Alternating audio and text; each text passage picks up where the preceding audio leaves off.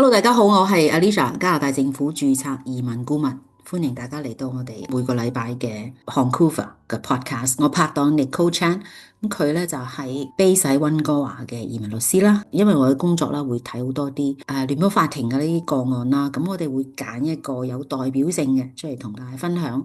有兩個目的嘅，第一個咧就係睇下現時嘅聯邦法庭法官點樣演繹加拿大移民法啦。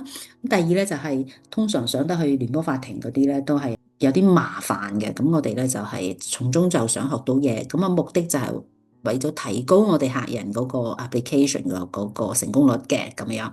咁今個禮拜咧就揀咗一個叫做旅遊簽證啦，咁一對夫婦咧就中國內地嘅居民嚟嘅，咁佢係想去加拿大嗰度旅遊啦，咁佢就1年前就申請咗嗰個旅遊簽證就批咗嘅。咁咧，先生就留咗喺度，就係做嘢啦，又成功地攞到個 work permit。咁啊，太太翻去國內啦，咁樣，咁跟住再去探佢嘅時候咧，航空公司就唔俾佢上機啦，話佢個簽證出現咗啲問題。咁佢第日咧就去喺國內嘅移民局去諮詢啦。咁移民局就話：哦，我哋 send 咗個 procedural fairness letter 俾你幫你做。旅遊簽證嗰個 agent 啦，咁話你咧，佢提供嗰個銀行，當佢哋1年前幫你申請嗰個旅遊簽證嘅時候，你嗰啲 bank statement 係假㗎，原來咁樣，咁你收唔到咩咁樣？但又冇答佢喎，即係佢完全唔知啦，個 agent 當然唔會答佢啦。咁跟住就話，跟住就話佢嗰個 visa revoke 咗啦，又話咧提供假資料就係5年 ban 咗佢，唔可以再去加拿大嘅。咁佢當然申請司法覆核啦，一頭霧水。咁佢係贏咗嘅。咁啊，Nicole，請你分享下點解佢會贏呢個司法覆核嘅 case 咧？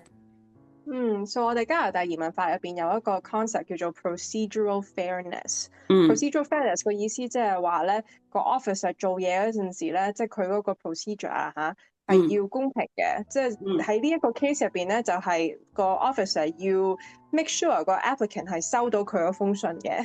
嗯咁個 judge 咧就 final conclusion 就係其實你 convince 唔到我咧，一個 applicant 個 visa 批咗之後都要即係繼續同佢之前個 agent 要有聯絡，right？即係呢個嗯，好 好唔合 unreasonable，好理，唔合理，係啊。係啦。